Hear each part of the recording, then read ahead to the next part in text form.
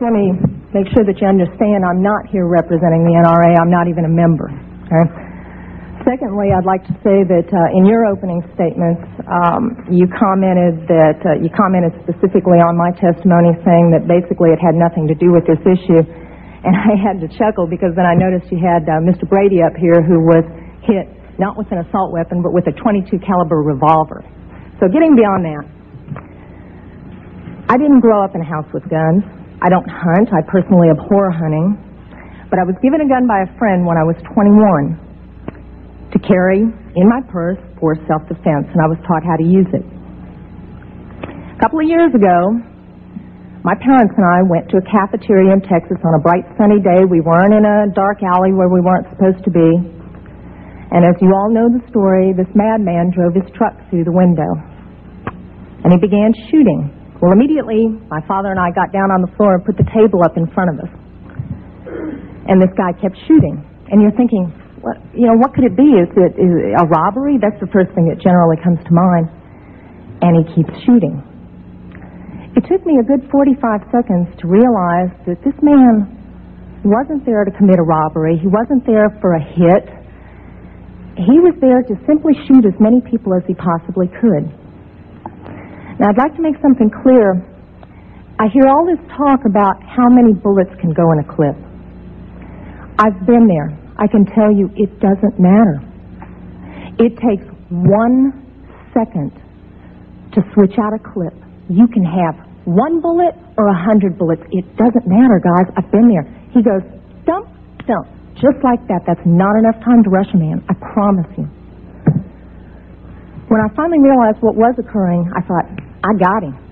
And I reached for my purse. He was maybe 12 feet away. Is it possible my gun could have jammed? Sure. Is it possible I could have missed? Sure. But I can tell you I've hit much smaller targets at much greater distances. But then I realized that a couple of months earlier I had made the stupidest decision of my life. I took my gun out of my purse and left it in my car. Because as you well know, in the state of Texas, it's sometimes a felony offense to carry a gun in your purse. I can tell you that I'm not mad at the guy that did this. As he continued, it was obvious that he was a madman. My father, at that point, said, I've got to do something. I've got to do something. He's going to kill everybody in here, and he rushed the man. No way.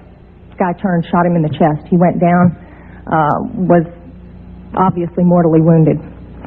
For whatever reason, that made the man change directions and go off to my left. Shortly thereafter, someone at the back of the restaurant broke out a window. When I saw what looked like an opportunity to escape, I turned around and I grabbed my mother by the shirt and I said, come on, we've got to run, we've got to get out of here. And then my feet grew wings and I was out the back window. As soon as I got out, I realized that my mother had not followed me out. And as I learned from the police officers, she had crawled over to where my father was and cradled him until the guy got back around to her, put the gun to her head. She looked up at him, put her head down, and he pulled the trigger. My parents had just had their 47th wedding anniversary. She wasn't going anywhere. As I mentioned, I'm not really mad at the guy that did this. And I'm certainly not mad at the guns that did this. They didn't walk in there by themselves and pull their own triggers. The guy that did it was a lunatic. That's like being mad at a rabid dog. I'm mad at my legislators for legislating me out of the right to protect myself and my family. I would much rather be sitting in jail with a felony offense on my head and have my parents alive. As far as these so-called assault weapons, you say that they don't have any defense use. You tell that to the guy that I saw on a videotape of the LA riots, standing up on his rooftop, protecting his property and his life from an entire mob with one of these so-called assault weapons. Tell me that he didn't have a legitimate self-defense use. Just one final statement.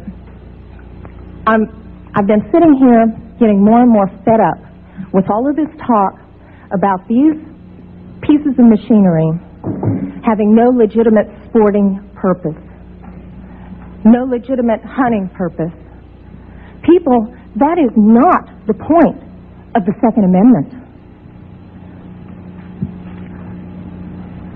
The Second Amendment is not about duck hunting. And I know I'm not going to make very many friends saying this, but it's about our right, all of our rights, to be able to protect ourselves from all of you guys up there.